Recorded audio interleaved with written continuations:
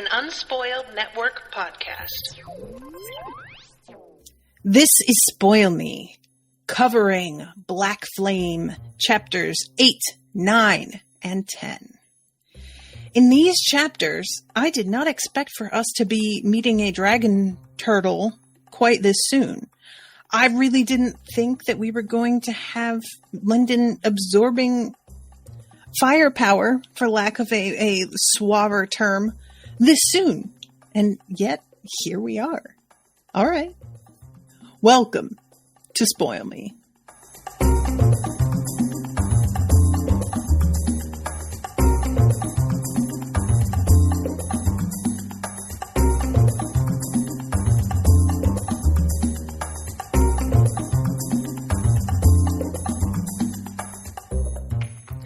Welcome to the show, everyone. I am Natasha. Thank you very much to Andrew for commissioning this episode and bearing with me as I get a late start today.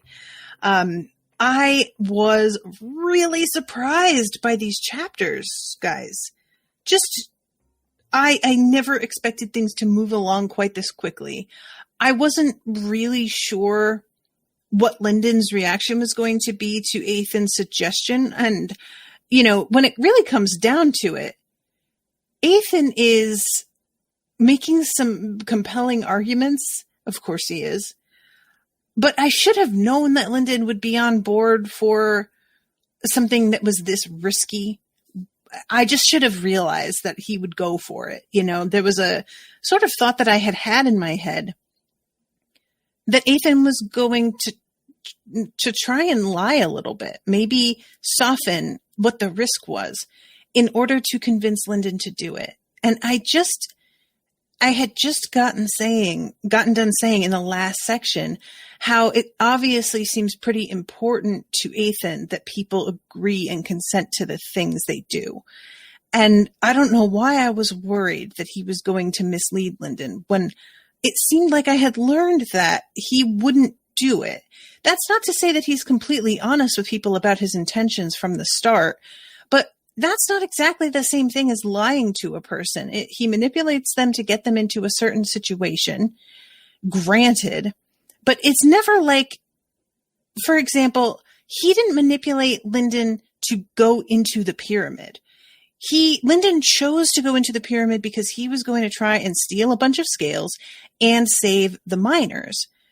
It just wound up being a perfect situation for Eithan to then sort of take advantage of the position that Lindon wound up in and get him to take on this iron body. Similarly, he didn't put Lindon in the position where he had to kill Crawl, or that Lindon is desperately trying to level up in the first place, which has more to do with what happened long before running into Jailong. He didn't put Lindon in that position. He just has his own reasons for wanting Lindon to be lethal and is taking advantage of the position that Lindon is in that respect in order to sort of experiment. But nothing he has done has been outright puppetry. And it's a really fine line, and it's fascinating to watch how he decides to stay on his side of the line. Because, of course, he makes his suggestions with obvious bias. When Lindon's like, well, I could do this instead, couldn't I? His response is always something like, I mean, you could, if you think you can do X, Y, Z as well, knowing full well Lindon does not think that he can do X, Y, Z. And one could say that's him manipulating Lindon, and I guess that's true. But it's also him reminding Lindon of the limitations of everything and being like, look, I've thought this through. I have looked at all of the potential possibilities for you. And in my opinion, this is obviously the one that you should give a shot because all of the others are guaranteed to kill you. This one may kill you, but you are clearly determined to go down this path anyway. And it's the least likely to kill you out of all of them. So, while it may seem like much more risky in the long term, we aren't looking at the long term. We are looking at 1 year from now. That's what we're focused on. So if we just need to get you to the end of this year, then we may as well do the fucking balls out thing that's like the most insane, because we need to get you to a level that's low-key insane within a year. And I just, I like admire it. It feels vaguely dishonest, but that's only because I know that he brought Lindon here with the like full intent of getting him to try this. And I feel like Lindon is not stupid. He's going to begin to realize this was like the intention all along. He starts to figure it out. I think he's sort of like, I think it begins to occur to him this section, but at least Lindon is able to see that when they have the conversation about which path he should follow, Eithan is definitely pointing him towards one specifically. And Lindon's sort of like, why did you even bother showing me the other paths if we weren't going to actually entertain the possibility of joining those paths? And he's like, well, I do feel like I need to give you all the information. That doesn't mean that I have to pretend all of the options are equally as valid or equally a good idea. But I do want you to see what it is that's out there. And that's sort of how I would be as well in his position. I like to have all of the information available. I like to explore all the available options, but I don't shy away from sharing my opinion very forcefully about what I think is the right call. So I don't know. I was a fan of how this shook out, because I thought Eithan would be sketchier about it than he turns out to be. And this has kept me liking him. I was a little worried because he's so much fun to be in his POV. I was worried that I would find some things out about him that made me just not enjoy him as much from the purely like whimsical perspective. And I don't feel like I've reached that point yet. I certainly view him as more dangerous than I did before because of how long-term his thinking is, that he can set things up like this so far ahead. But I still really like him, and I respect the fact that he is a planner, because I am too. So, yeah, I'm like, I respect it. I like the fact that he really makes sure to let Lindon choose. And every step is like, this is going to really hurt, or this could potentially kill you. I've given you the tools to do the thing, but I'm not going to pretend that this doesn't have huge risks associated with it. And by the end of this section, Lindon has leveled up to Jade. And I really expected that this whole like level up process, that reaching Iron was going to be where Lindon was until the end of the book. And that we would like have Jade in maybe the last chapter, he would achieve Jade. And then we would begin working on Low Gold. I never thought he would reach Jade this quickly. And it's really funny because in one of the entries for when I posted an episode yesterday, I think I posted it, I said something about how I was going to have to temper my expectations because he's obviously not going to continue leveling up at this pace. And he may not. I mean, Low Gold, I don't really have now a good idea of how long I think that's going to take. Maybe I have to adjust and be like, maybe Low Gold by the end of this book. The main thing is that I don't really know what the time frame is on this entire series, and whether or not this one book is going to span the whole year of training, or if the year is going to take, is it going to go into the next book? Does it go into the next 4 or 5 books with Jai Long sort of as this like threatening figure in the background? I don't really know. I don't have a good grasp on how this author has decided to pace things, which is fine. I actually really think this is smart because, we have this huge threat that Lindon saw when he was with Suriel. This monster that's like wading through Sacred Valley in such a way as to seem as if it's like a Godzilla figure, and he wants to save his family and friends. Friends in quotes. And that's all well and good, and certainly an understandable motivation. But I really like him him being the author, I like Will White giving us a much shorter term big bad. And it's hard for me to even call Jai Long a big bad because he is so understandable in so many ways. But he is like a brutal monster in his way.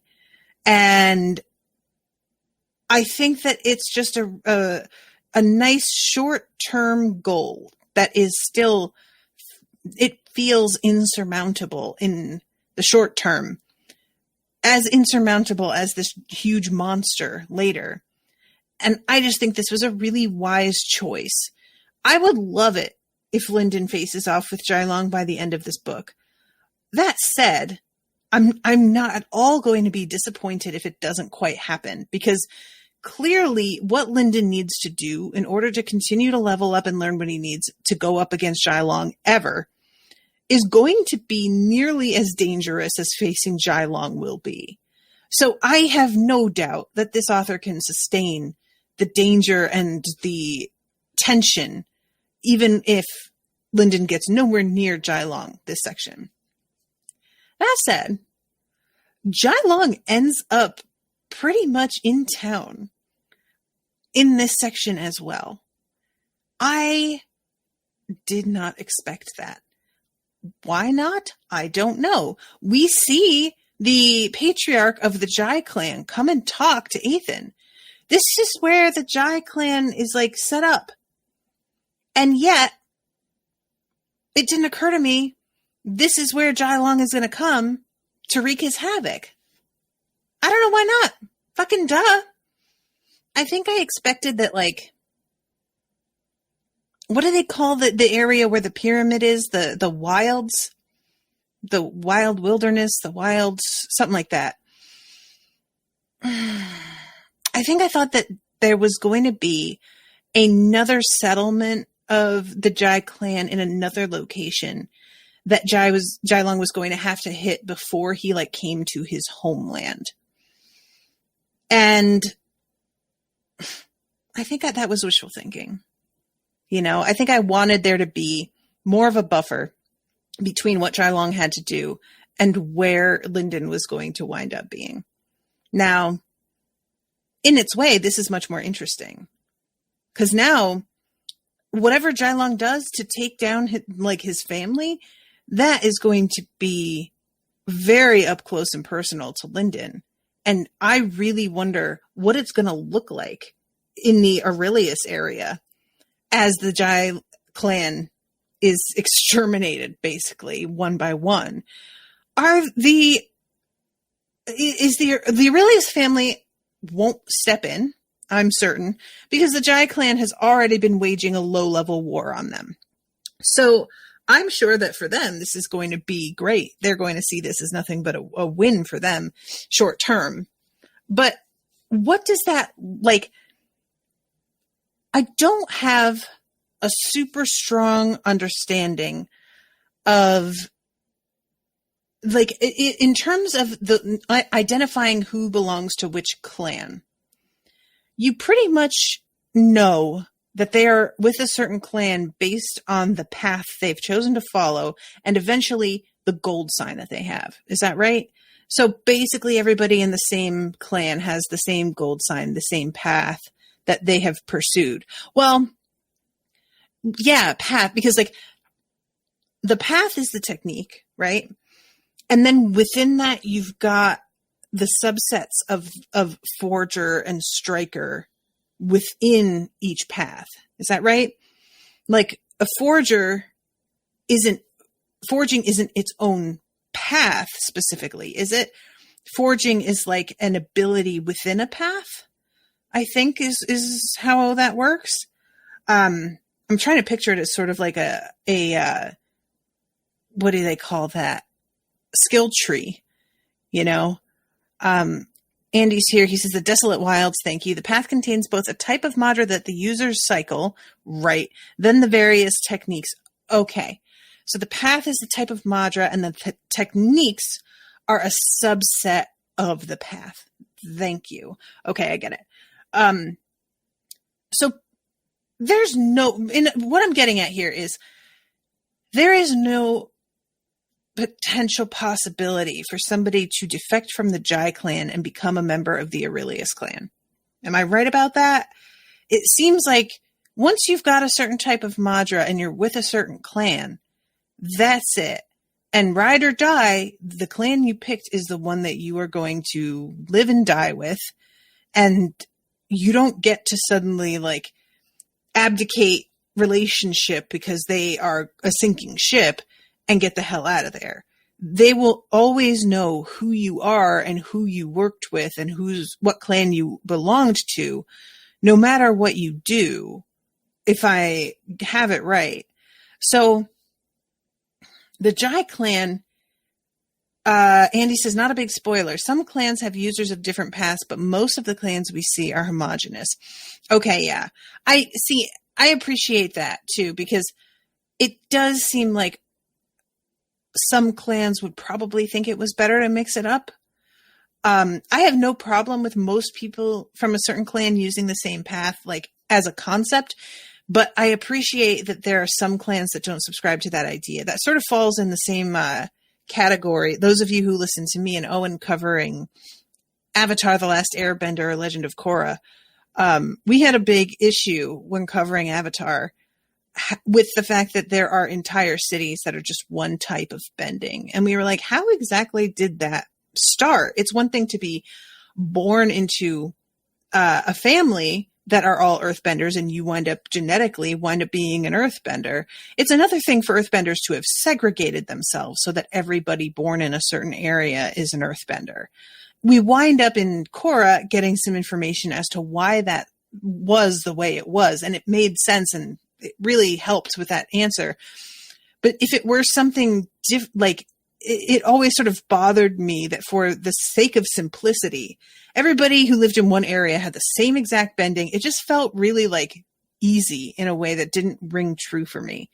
And I totally accept that most people follow in the footsteps of their predecessors, especially when they don't have access to like the kind of informational depositories. Is that the word I want? Repositories that we have now. Like with the internet, you're able to access so much information that sticking with exactly what your parents taught you doesn't make any sense because you have all these resources available to find out other things.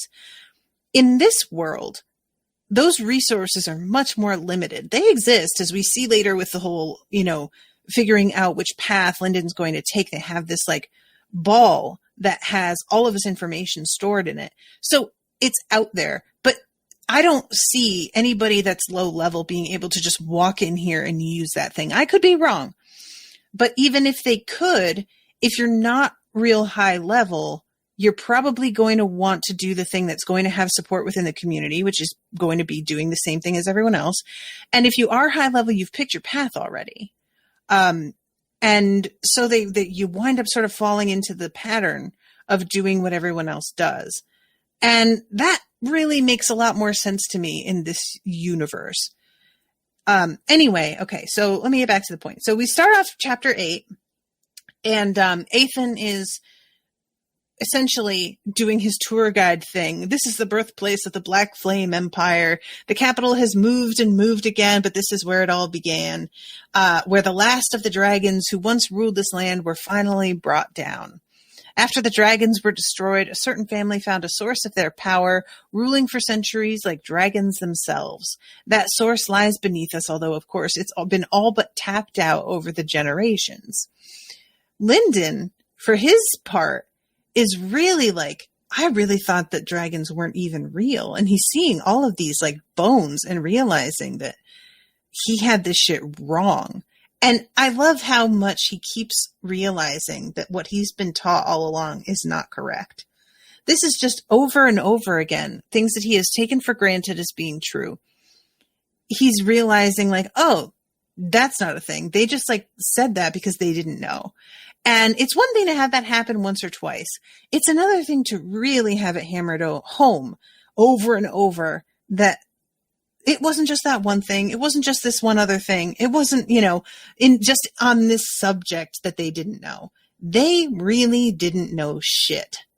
And I just love this because, man, that is the realest thing. Like, you can only depend on your elders so much before you begin to go out into the world and find shit out for yourself.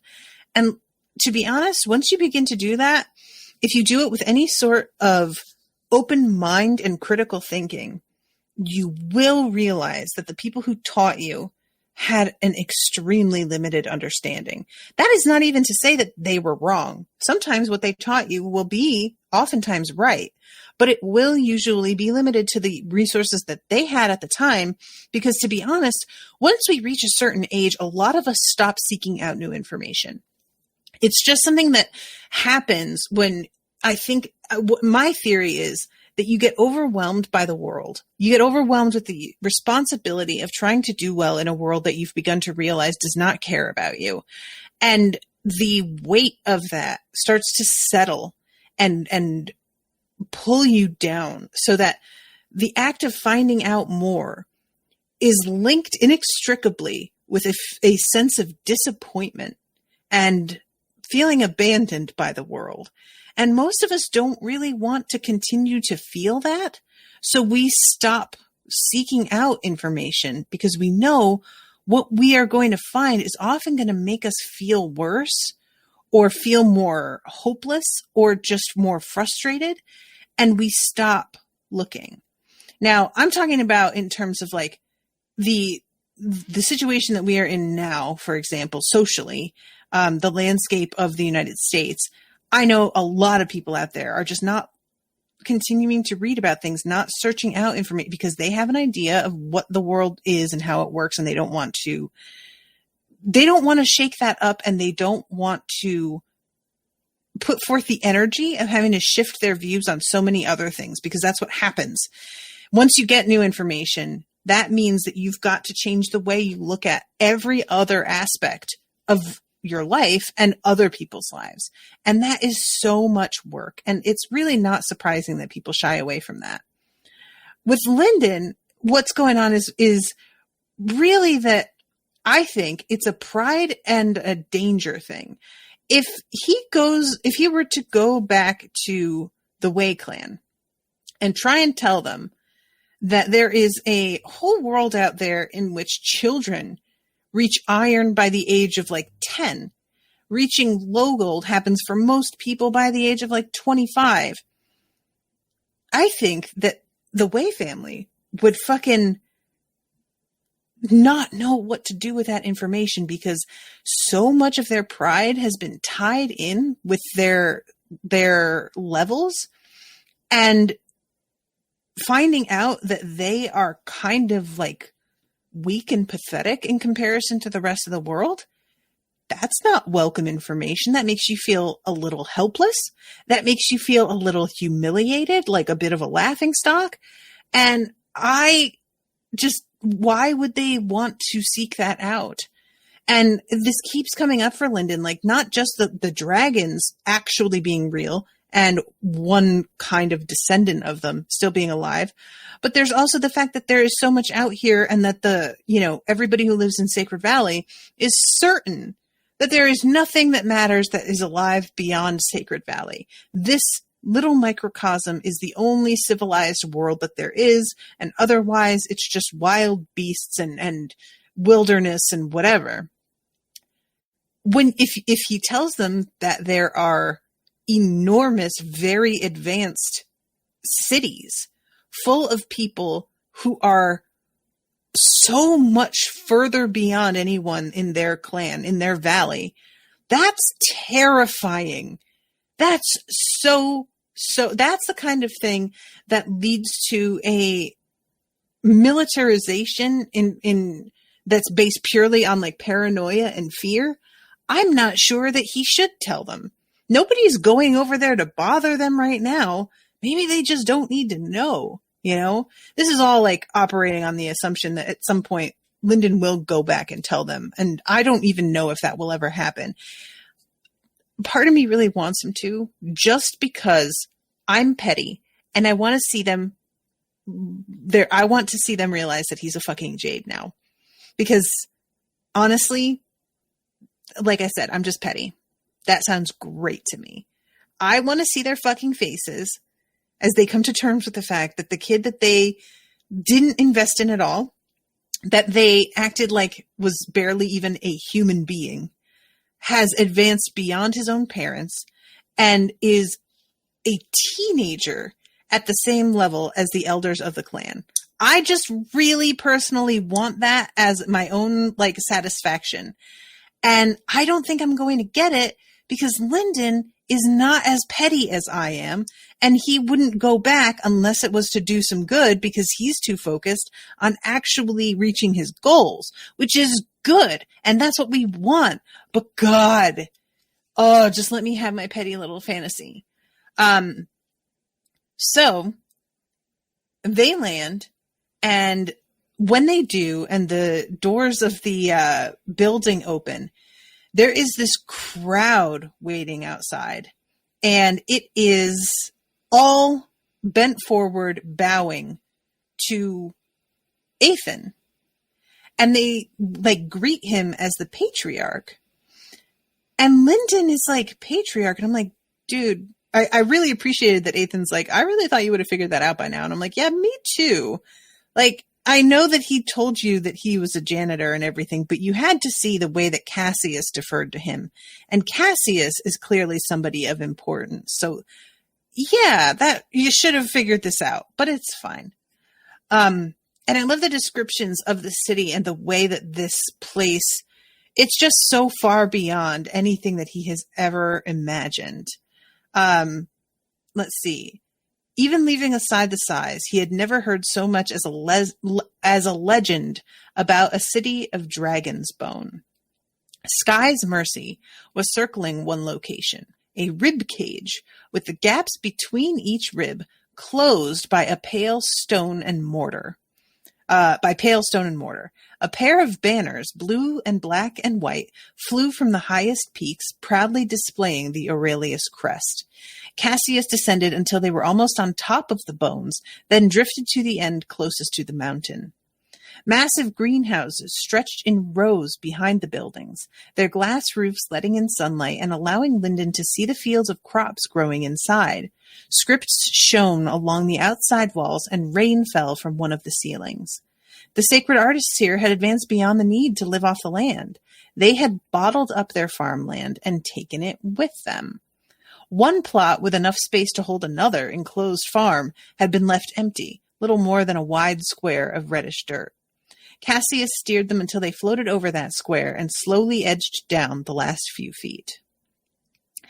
I am all about this. I think this is such a neat idea that they have this like little enclosed biodome in order to, it makes total sense. They have the ability to make so many amazing things. Why would they not have used that towards farming and just, surviving? I think this level of imagination is really, really fun. I can't get over the size of this dragon that an entire city could be built inside it. Like, is that what's going to come and like fucking take down his I was going to say his city later, but it's more than just the city because this thing is so huge and it's like coming in, walking from somewhere else. So I'm assuming that whatever it is that attacks, it's attacking more than just Sacred Valley. I believe, but I could be wrong about that. But, whenever you think of dragons in terms of like their pop culture appearance, they usually are about the size of like a whale, at the largest, maybe the size of like an elephant, something that's like rideable, but also relatable. This is a city inside a rib cage. My brain can't wrap around that. I don't have a great sense of how big the city is and how much of it is in the rib cage. If it's all of it, if the rib cage is just sort of like the town square or what, but it feels like it's the whole city. and that it's several hundred people at the very least. That's insane. Insane. I just don't, I can't understand it. So this is when, everybody like comes and gives their reports.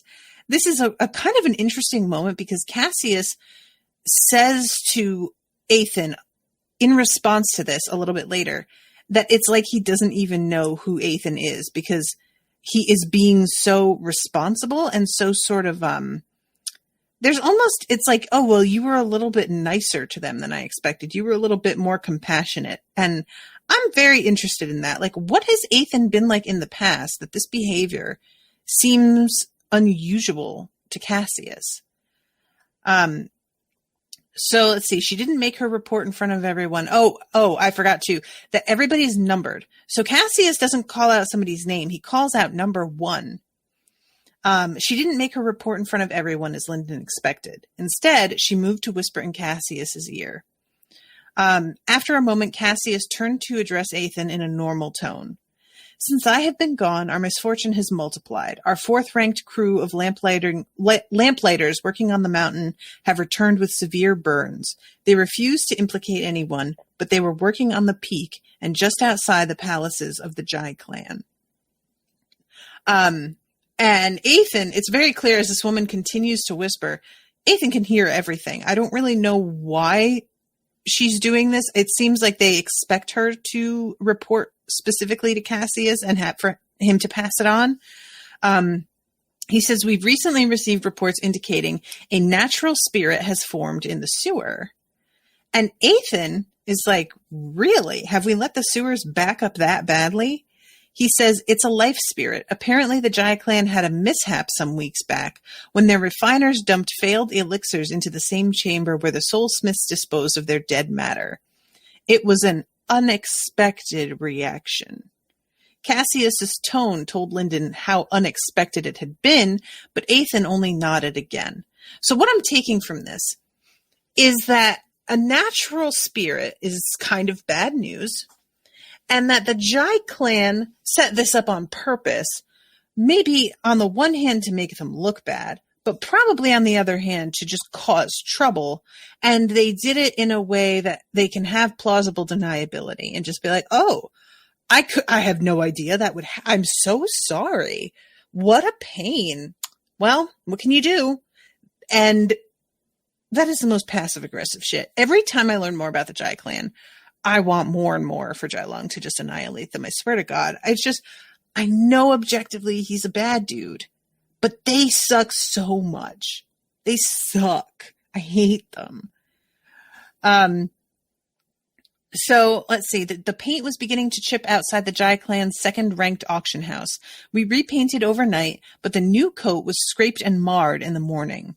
The Jade clan reported our painters, but it was our top-ranked crew. And again, they keep on doing shit and then trying to be like, well, this is a problem for us.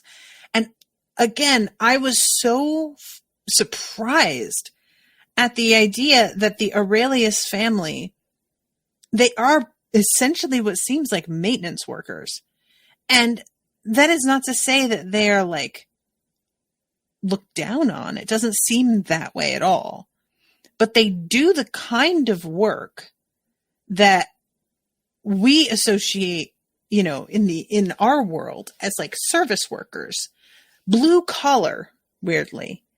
And it seems like the Jade clan is like a bunch of Karens, they just keep on fucking with shit and being assholes about it. I want to know exactly what it is because the Jade clan has been acting up, right? But when Cassius showed up in the wilds, he tells Eithan it's practically all out war. Like, not quite, but it's almost there. I don't know if I missed what the reason is behind this, or if it's like, if there is something simmering that I don't know about, or if there's been a hint and I haven't picked up on the hint. But I really want to know what the fuck the Jade clan is trying to get out of this, because it seems like everybody's been working in concert with each other fairly well up until recently. So what happened? Why are they being so difficult? What are they hoping to gain? Do they just want to take over? Is that it? That they just want to have the power and dominate again?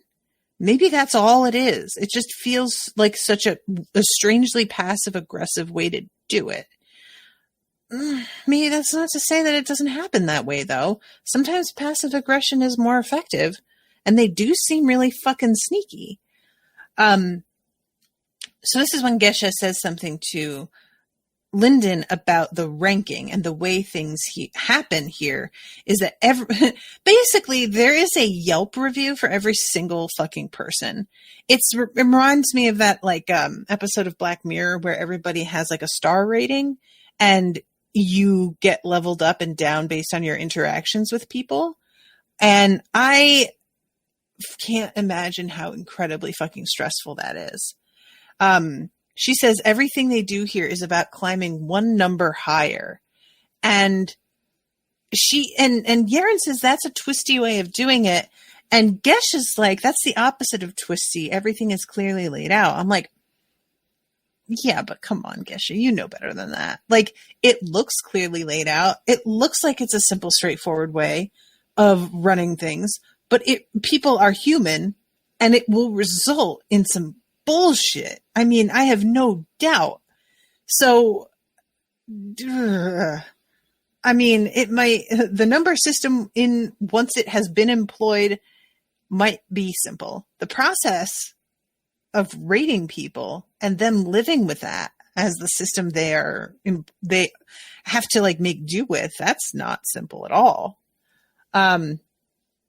So she says the Blackflame Empire covers more land than you think. The Emperor holds the title to the Desolate Wilds, only there's nothing he wants out there, so he leaves us to ourselves. The Empire stretches past the mountain range to the west of us, but I couldn't tell you just how far, could I? And I'm really, okay, so again, with talking about the standing of the Aurelius family versus the Jai clan. The Emperor leaves the Desolate Wilds pretty much alone. But it seems like there are no sand vipers here. Is that right? The sand vipers are only out in the Desolate Wilds, and they're an ally out there. They aren't back here in the city. Similarly, the Aurelius clan is not in the Desolate Wilds, because when everybody heard they were coming, that was a big fucking deal. And that is particularly interesting to me, that they seem like service workers here in the context of the universe, that they're like the worlds that they're living in this hierarchy and who does what. But then in the wilds, when they hear that the Aurelius family is coming, everybody pisses their pants and rushes to get shit done before they can swoop in and take shit. So which is it? What, are they people who it's easy to demean because they do work on behalf of all? Or are they these terrifying, dominating beings? I don't know. I feel like I don't have a good understanding of this. Lindon had grown up in the mountain range on the west of the Desolate Wilds, and he could say with confidence that no one there had heard of the Blackflame Empire. It was widely accepted that the land outside Sacred Valley was untamed and barbaric. And Eithan jumps in here. The Emperor hasn't been able to hold on to the full scope of its territory for 2 generations now, though don't let the Imperial clan hear you spreading that around. As for the ranking, I'm proud to say that we are the first of the major servant families, subject only to the great clans of the Empire. I myself am considered the 11th strongest of the Underlords, but I'm first in charm. I love Eithan so much. So then Cassius chimes in, due to a series of anonymous reports, the Skysworn are currently investigating us for negligence. The Jai clan have publicly proposed that the Red Flower family supervise sanitation with our employees given to their authority. The Red Flowers have repeatedly declined. So Eithan basically stands up and tells everybody, so, I've got all the news that I need. I want everybody to know that I am extremely pleased with your conduct and your performance. I think that you have done extremely well in my absence, and you have behaved with dedication and loyalty. Cassius stared wide-eyed at Eithan as though he'd never seen him before. The servants all reacted differently. Some bowed lower, some raised their heads to gaze on the Underlord, and others shouted loyalty to the Aurelius family or insults to the Jai clan. "We thank you for the honor, Underlord," Cassius said, turning to the servants. "Dismissed." And when they leave, this is when Cassius is like standing next to him and is like, "What was that? That was really good, actually." And Eithan says they didn't need a friend today. They needed to know I would solve their problems. I had to inspire confidence, which is a great insight. But Cassius seems to feel like this is not something that has been Eithan's strong point in the past, and he seems very surprised by this. So I'm really, really interested in the other clans. The Red Flower family, is that because they're called the Red Flower family, not the Red Flower clan. The Sky Sworn are not particularly called a clan either. So I'm wondering, are they subsets? Are they, and you don't have to tell me this, Andy, I don't know what I get to know yet, but I'm just interested in these new players being added to the mix, basically. So they are like, as they're walking through town, they are really sort of surprised at the level of activity. Lindon's frame of reference for this is his clan getting ready for the big festival that they had just had and how much activity goes up around that time. But this is obviously something that neither he nor Yaren are used to. And Cassius says that, we are the ones who keep the empire beautiful and organized. And he says, in Blackflame City itself, there are a dozen central facilities, all bigger and busier than what you see around you. So they have this, there's all kinds of little things, and I don't have time to get into every single one of them. But Eithan passes a statue, and he says something about how everyone gathers here once every 10 years. Cassius says, though that tradition may be lost to time, and Eithan says, yes, well, we'll see in 4 more years, won't we? And that isn't explained. It's just sort of a throwaway. There's something very like melancholy about it, but I expect we'll find out more about that later. So Eithan gives Yaren what is it? He gives her an elixir, I think. He says that Gesha is an honored guest, and she is to be treated as a guest from anywhere else than the Desolate Wilds, which I found pretty funny. He says, I was about to say he sends Yaren off to do that, but that happens right after this. This is when fucking Jai Daishu shows up. Jai Daishu is a fucking cunt. I hate him. He's a douchebag asshole, and I can't wait for Jailong to kill him. I really can't. I hope to God he manages it. And I know it won't be great for our man Lindon if he does, but seriously, fuck this asshole. And he is... he's being goaded a little bit by Eithan. But honestly, he shows up here in this way that's like really fucking out of pocket. And so there are times where when somebody like Eithan goads another person, I want to be like, dude, come on, keep it together. But I can't even be mad at Eithan for this because honestly, this dude really needs to be taken down a couple notches. So Eithan says, allow me to introduce the two newest members of my family. This is Yaren, the top-ranked student of the Outer family, and Lindon, the second-ranked. And he gives like Lindon's spirit an evaluation and is like, second. And all Eithan says is, I ranked them myself. And I'm like, I love this so much. And I feel really bad for whomever had been second, because they are going to be salty AF at the fact that Lindon just stepped in and took their spot. But that's something to be dealt with at a later point, if at all. And he says, this is Jai Daishu, the 7th Underlord of the Blackflame Empire. And Jai Daishu has to interrupt and be like, and also Patriarch of the Jai clan. And Eithan is basically like, oh my God, true. I am so sorry. It just slipped my mind. And I'm just like, oh my God, you were so petty. I love this so much. He says, I don't know if you've heard, but your family's performance has slipped while you've been gone. And he tries to sort of insinuate that this is due to Eithan's disappearing off to the Desolate Wilds. Lindon, for his part, is getting real twitchy about being near the two of them as they start to like get agitated with one another. But as usual, Eithan just keeps it as light as he could. I'm pleased with how my family performed in my absence. Well, let me know if the Aurelius family can help you defend your territory in the upcoming days. Jai Long can be quite a threat. Unless, of course, you intend to take action yourself. And this is so funny because the next paragraph is, that sounded to Lindon like the only genuinely pleasant comment Eithan had made over the whole exchange. But Jai Daishu bristled as though Eithan had insulted his children. I was like, you think that sounded pleasant, Lindon?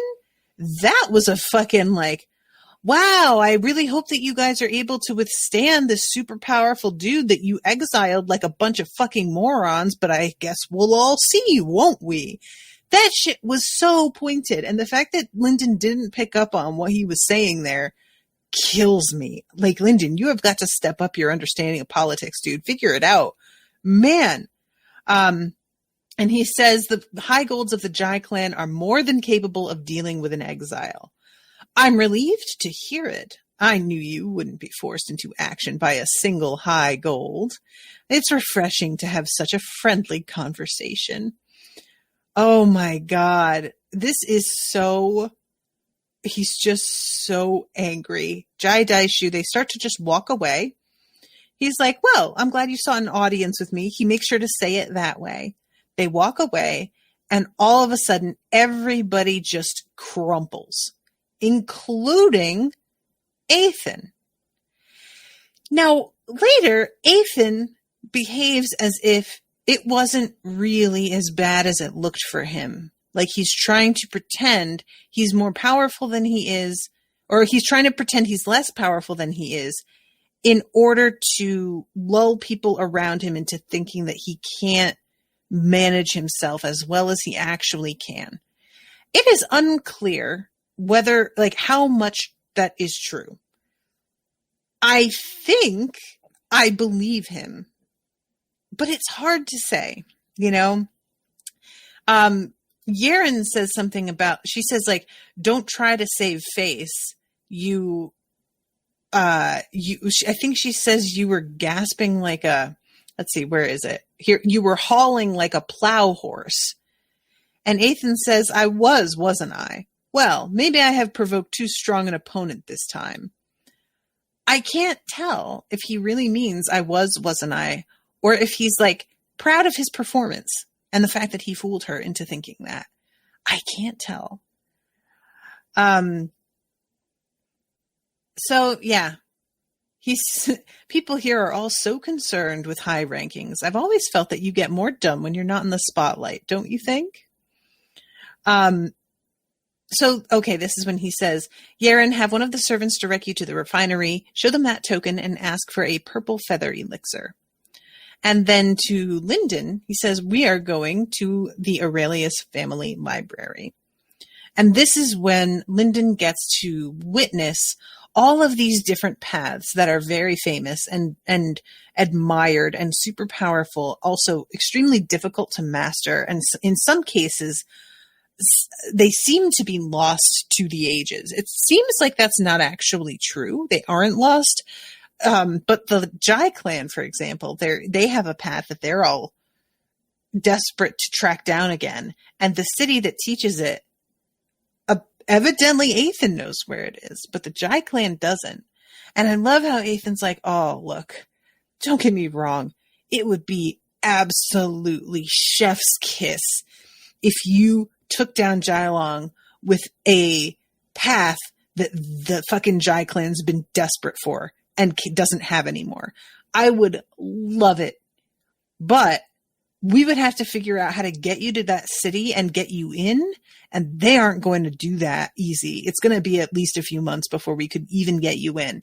That's going to take too much time. So like you could attempt that, but I have less faith in that timing working out than anything else. And what a shame, because it seems like that's the one that's linked with that cool, like constellation, remnant that we saw. Like, it's just a really awesome looking. I just really, really like this. And we get a look at several other paths that all have like their pros and cons, but really what it comes down to, the Blackflame path is uniquely suited to Lindon having this iron body and having 2 cores. And it's something that is extremely powerful in terms of its destructive energy, but doesn't need precision control the way that other paths do. So it's something that he could probably manage to achieve, because the precision control is something that really takes a lot longer to teach. And this is something that's more raw power and lines up better with his iron body, which resists corrosion. And eventually he agrees to pursue that one. Meanwhile, we go to Jailong. It's a pretty quick moment, but Jailong is they have reached the oh my god, what is the name of the town that they are in? This is gonna kill me. I can't remember the name of it now. But his sister has really struggled. Serpent's grave. Oh, thank God. I was going to just lose my mind. But Jailong is really admiring his sister because she's obviously not doing so hot, but she hasn't complained at all this whole time. And when he shows her that they are at Serpent's grave, she gets like teary-eyed and is obviously so moved to be back here after so long. And he is, on the one hand, pleased that she's pleased to be home, but on the other hand, he is intending some other shit that he hasn't really told her. And I am so curious what her reaction is going to be when she finds out what he decided to do. Because he still hasn't really been straight with her about any of that, you know? And Jailong has been abandoned by his whole family. His sister's all he's got left of that line. If she is too horrified at what he chooses to do and he loses her too, I am not going to like being there for that. I will hate it. I really will. So, all right.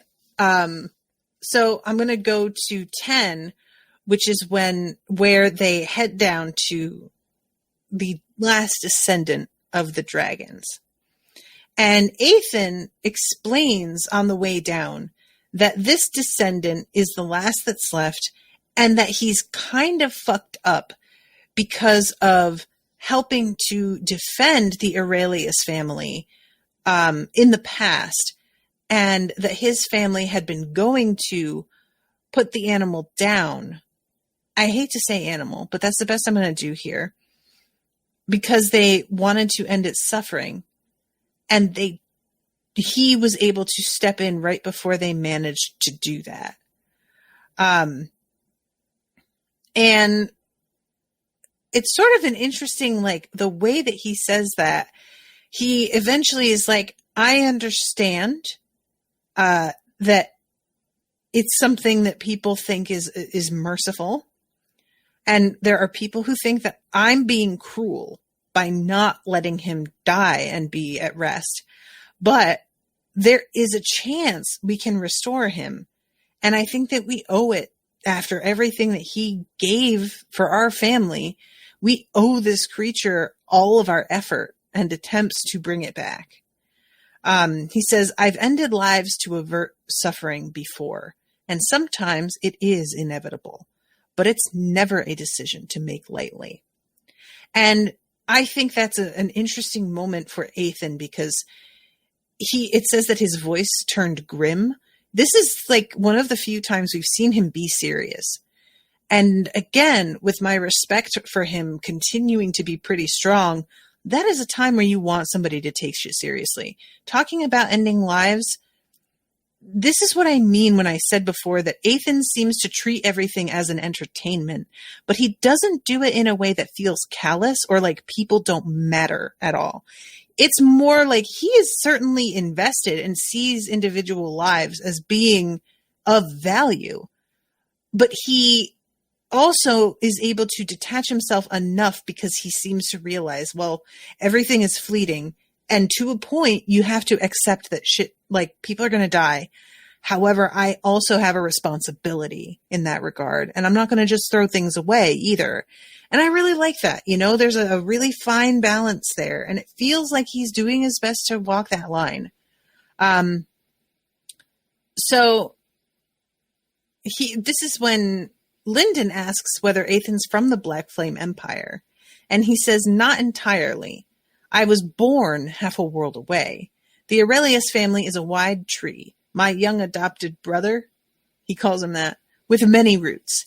I've only returned to the Blackflame branch for 6, almost 7 years now.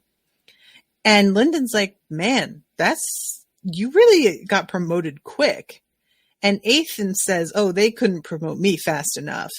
Having an underlord at the head puts them on the same level as the 3 great clans. So I would improve our standing even if I spent all day drinking peach wine and eating honey drops. But although I do make a dashing figurehead, I prefer to take more hands-on control of the family operations. And I love this. Lindon's like, oh, that sucks for them, because they probably thought they were going to install this guy as the underlord figurehead, and that he was going to be so like, he wouldn't take the job seriously and they'd be able to actually rule shit behind his back. But it seems as if they got more than they bargained for with Eithan, which I am here for personally. So this is when we meet Orthos. And Orthos is a turtle who's like got this like black cracked skin with clusters of embers over he is a bonkers creature. I am so desperate to see this on screen. Orthos sounds rad as hell, and he isn't entirely with it. Eventually, they hook up and bond and exchange Madra, and that seems to restore some clarity to him, but it's something that seems like Eithan seems to expect that to be pretty fleeting. And I am super curious because they wind up going head to head, Eithan and Orthos, to see who is the superior. And we don't see that fight. Lindon just fucking bails as quick as he can once that shit starts. But I really wonder if that wasn't part of Eithan's intention all along. You know, I feel like that was also orchestrated. And he says, Orthos is plagued by a buildup of Blackflame Madra in his system, ravaging his mind and body. We bring him purified Madra to cleanse his channels, but it's like sprinkling water on a bonfire. However, if we can link your core with his, he gets relief from the burden of his immense power, and you get a piece of that power for yourself. It's a wind all around. There's a contract that humans can make with sacred beasts, and it functions in a similar manner to a soul oath. 2 spirits binding themselves to one another. It must be mutual, just like an oath, and it's typically done while both the contractor and the contracted beast are young, so the child's Madra is pure, and the beast's Madra has not yet fully developed. And he's like, now, this dude's power would make a kid explode, so that's obviously not something that we would have done with him. But you are older, and yet you still have that pure Madra, so this is like a kind of perfect fucking situation, honestly. And he says there are some risks. If he's too far gone to consent, the contract will fail. There's the chance it will work at first, but it won't be enough to save him. In that case, you'll still have your Blackflame core, but we'll have to put him down after all. You'll bond his remnant at gold. However, if this works as I hope it will, you won't need his remnant at all. Instead, when you're ready to break through to gold, he will use his power to help you bridge that gap. And obviously, of course, Lindon's like, fuck. I mean, this is super dangerous, but also that is compelling. And you know what? I'm going to do it. And this shit gets very real. Like, Lindon almost thinks that he is going to burn to death. He is losing it. And Eithan has to remind him of the cycling technique that he was just taught while they were getting here. And Lindon manages to do that. And it just about brings him to the other side. It's like really tough. Meanwhile, Orthos and Lindon are engaged in this thing, wholly focused on one another. Eithan goes over to Lindon's bag and pulls out the Sylvan River seed that's in that little jar. And Eithan drops a bit of soulfire into the jar. It's really interesting too. We get some looks at what Sylvan River seeds are.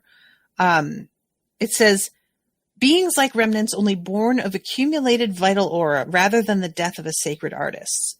They only formed in places where the aura was both extremely strong and in perfect balance.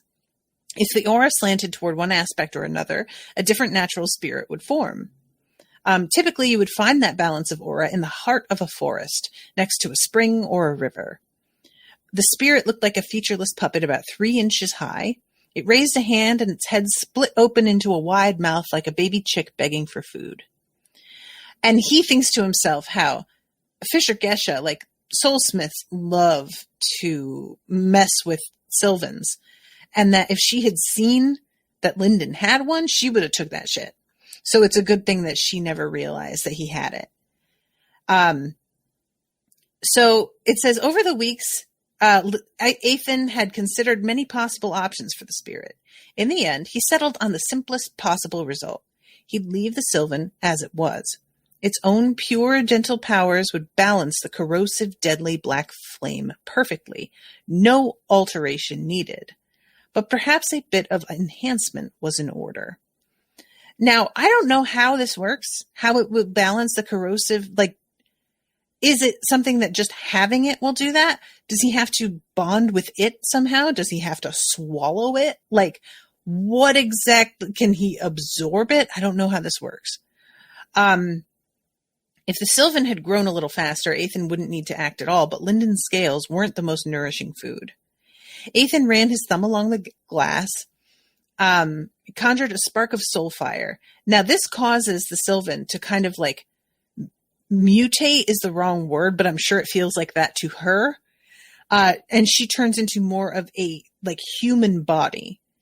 And he's pretty surprised because he expected that since it's soul fire that came from him, that she's going to wind up looking like him. But he realizes that Lindon, who's apparently been with her the most, that means that he's had the most influence on how she looks. Lindon saw her as female, and thus she winds up being female based on his impression of her. And then Eithan feeds her a scale of his own Madra, which is insanely potent, obviously, compared to Lindon's. And this surges its transformation yet again. And it becomes a tiny woman in a flowing dress, and she gives him a smile and bows to him. And then he puts it back and turns around and is like, "What's up, Lindon? How's it feel to be Jade now?" And this is when Orthos and Eithan talk about who is the stronger one. Or wait, did I say what's up, Eithan? I meant what's up, Lindon. Eithan says, congratulations on your on your new subordinate. If I may remind you, this clarity of yours will not last for long. If you want Lindon to share this burden with you, you should see to his training yourself. And the dragon looks at Eithan and is like, ooh, I remember you. You were kind of an asshole. And Ethan's like, oh, was I? Was there some reason I shouldn't be an asshole to you? And then says, we can settle it like proper citizens. Let a friendly exchange of techniques decide whether you take the reins of Lindon's training or whether I kneel to you as my master. And this is when they get into their their fight, and Lindon bounces. And that is the end of the section. So yeah, this was very eventful. I really, really enjoyed this part. I can't wait to see just Lindon leveling up to Jade is I just wish so much that his family could see him now. I really do. And I am here for Orthos. Orthos, the like flame turtle. Fuck, that's awesome. I'm very excited about this. So, and I'm curious about how the Sylvan is going to factor into everything as well. Will she continue to grow? Like, how big does she? I don't know if that's something that like she continues to grow because of being fed Madra, or if this is sort of like as big as she's going to get, or what. But anyway, I have to wrap up. Thank you again so much to Andrew for commissioning this and for your patience with me being late today. But hopefully my computer will be back on track by next week and we won't run into this problem again. Fingers crossed. So thank you again, everyone, for listening, and I'll see you again next week with a new episode. Until then, toodaloo, motherfuckers.